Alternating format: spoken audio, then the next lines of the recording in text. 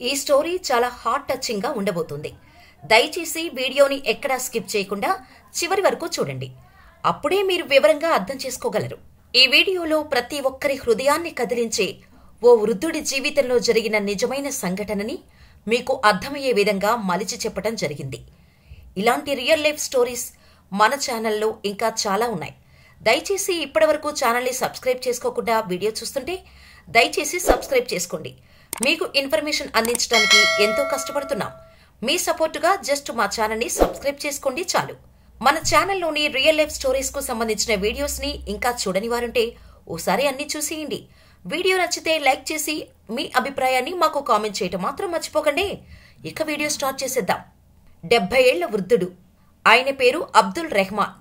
శ్రీనగర్లోని బోహ్రీ కడల్ ప్రాంతంలో రోడ్డు పక్కన చెన్న అంటే వేరుశనగలు, పుట్నాలు వంటి పప్పులతో చేసిన తినుబండారాలు అమ్ముతూ అదే ప్రాంతంలో చిన్న గుడిసెలో ఒంటరిగా నివసిస్తున్నాడు. అయితే ఆ రోడ్డుపై కూర్చొని రోజంతా అమ్మితే ఆ వృద్ధుడికి మిగిలేది 100-150 అంతే. ఆ చిన్న వ్యాపారంతోనే తన కడుపు నింపుకోవాలి. గత 20 ఏళ్లుగా ఒక్కడే ఉంటున్నాడు. ఆ వృద్ధుడు ఏకాకి కావటం వల్ల తనకు ఎప్పుడూ ఒక భయముండేది. ఆ వృద్ధుడు చనిపోయాక తన అంత్యక్రియలు ఎవరు చేస్తారు అని. ఏ మనిషైనా అంత డబ్బు సంపాదించినా, అడుక్కొని తిని బతికినా, ఎలాంటి జీవితం అనుభవించినా కోరుకునేది ఒక్కటే, మరణం మంచిగా జరగాలి, అంత్యక్రియలు గొప్పగా ఉండాలి. అంతెందుకు, మన తాతలు ముత్తాతలు బ్రతికున్నప్పుడే మనల్ని కూడా ఇదే కోరిక కోరుకుంటారు, నా అంత్యక్రియలైతే బాగా చెయ్యండి అని. అయితే అబ్దుల్ రెహమాన్ ముస్లిం అవ్వటం వల్ల ఇస్లాం ఆచారం ప్రకారం అంత్యక్రియలు ఖచ్చితంగా జరగాలి, సమాధిని కూడా కట్టాలి. సమాధి దానివల్ల వారెప్పటికీ తన వాళ్ల మధ్యే ఉన్నామనే భావాన్ని కలిగిస్తుంది అని ఇస్లాం మత నమ్మకం. అందువల్ల 70 ఏళ్ల అబ్దుల్ రెహమాన్ 50 ఏళ్ల వయసు నుండే తాను మరణించిన తర్వాత అంత్యక్రియలకు డబ్బు కావాలని 20 ఏళ్లుగా విరామం లేకుండా కష్టపడుతూ ప్రతిరోజు పైసా పైసా కూడబెట్టుకోవటం మొదలుపెట్టాడు. అలా పైసా పైసా పోగు చేసుకుంటూ పొద్దున 9 నుండి రాత్రి 9 వరకు 12 గంటలు కష్టపడేవాడు ఆ వృద్ధుడు. అయితే ఒకరోజు ప్రతిరోజులాగే రాత్రి 9 గంటల తర్వాత తాను సామానంతా మూటకట్టుకుని అతని గుడిసెకెళ్లాడు ఆ తాత. తలుపు దగ్గరికెళ్లగానే గుడిసెకు ఉన్న ఆ పాత తలుపు రెక్క ఒకటి విరిగిపోయి తలుపు తెరిచి ఉంది. ఒక్కసారిగా ఆ తాత గుండె బద్దలైపోయింది. కాళ్ళు చేతులు వణికిపోయాయి. నెత్తిపై ఉన్న ఆ చెన్న మూట కింద పెట్టి లోపలికి వెళ్లి చూశాడు. ఏదైతే జరగకూడదనుకున్నాడో అదే జరిగిపోయింది. ఎవరో 4 దొంగలు ఆ తాత 20 ఏళ్లుగా కష్టపడి తన అంత్యక్రియల కోసం పోగు చేసి దాచుకున్న సొమ్మును దోచుకెళ్లటానికి ఇంట్లో చొరబడ్డారు. ఆ తాతకి ఏం చేయాలో అర్థం కాలేదు. అందులోనూ చీకటి పడిపోయింది. దాదాపు 10 అవుతుంది. ఆ పక్కన ఉన్న ఒక కర్ర తీసుకుని ఆ దొంగలపైకి అరుస్తూ వెళ్లాడు.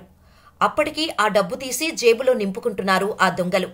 తాత అరుపు వినగానే వెనక్కి తిరిగి చూసిన ఆ దొంగలు తాతపై దాడి చేసి విపరీతంగా కుట్టారు. దాంతో స్పృహ కోల్పోయిన తాత తర్వాత స్పృహలో నుండి లేచి చూశాడు. అంతా నిశ్శబ్దం. గుడిసె అంతా చిందరవందరగా ఉంది. లేచి కుంటుకుంటూ బయటకు పరిగెత్తాడు.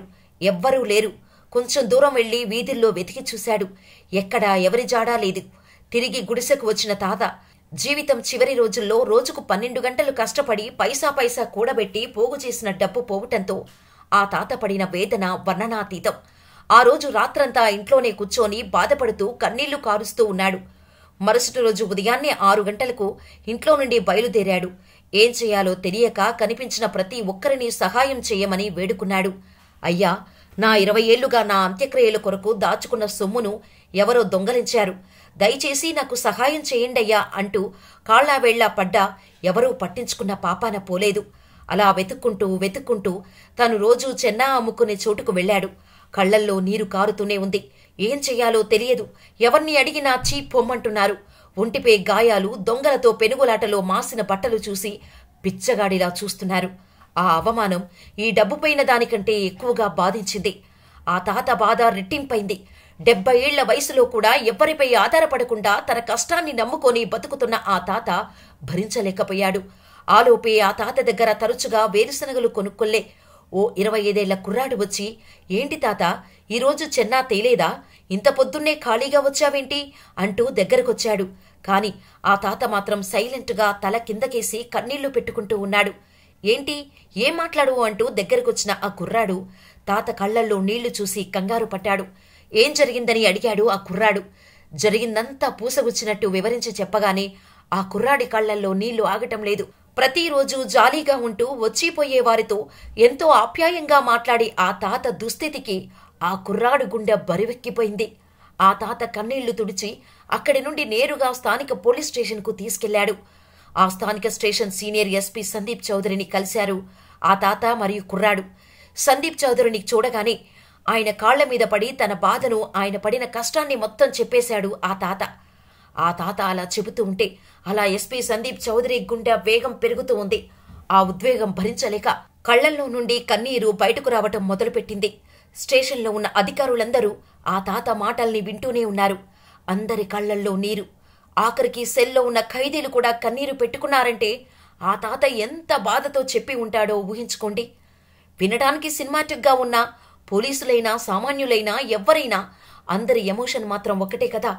దాంతో వెంటనే ఆయన కంప్లైంట్ ఫైల్ చేసుకుని ఆ దొంగలని ఎలాగైనా పట్టుకొని 10 రోజుల్లో మీ డబ్బు మీకు పైసాతో సహా అప్పగిస్తా అని మాటిచ్చి కడుపు నిండా అన్నం పెట్టించాడు ఎస్పీ సందీప్ చౌదరి.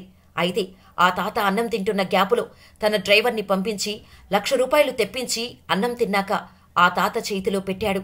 అది చూసిన ఆ తాత, అయ్యా నాకు మీ డబ్బులొద్దయ్యా, నా డబ్బులు ఎలాగైనా నాకు వచ్చేలా చెయ్యండయ్యా అంటూ తిరిగివ్వబోతుంటే, మీకు డబ్బులిచ్చింది దానంగా అనుకోకండి, మీ కొడుకు ఇచ్చాడనుకోని తీసుకోండి అని చెప్పారు సందీప్ చౌదరి. దాంతో మారు మాట్లాడకుండా డబ్బులు తీసుకున్న పెద్దాయనను చిరునవ్వుతో హత్తుకొని తన గుడిసె దగ్గర స్వయంగా తానే వెళ్లి దిగపెట్టి వచ్చారు ఎస్పీ సందీప్ చౌదరి. ఇదంతా 2021లో శ్రీనగర్లో నిజంగా జరిగిన సంఘటన. ఈ సంఘటనను ఎస్పీ సందీప్ చౌదరి తన ట్విట్టర్ అకౌంట్లో పోస్ట్ చేయడంతో శ్రీనగర్ పోలీసుల మానవత్వం, మంచితనం తెలుసుకున్న జనాల నుండి శ్రీనగర్ పోలీసులు ప్రశంసలు అందుకున్నారు. అయితే ఎస్పీ సందీప్ చౌదరి మాత్రం ప్రశంసల కోసం ఆ పని చెయ్యలేదు.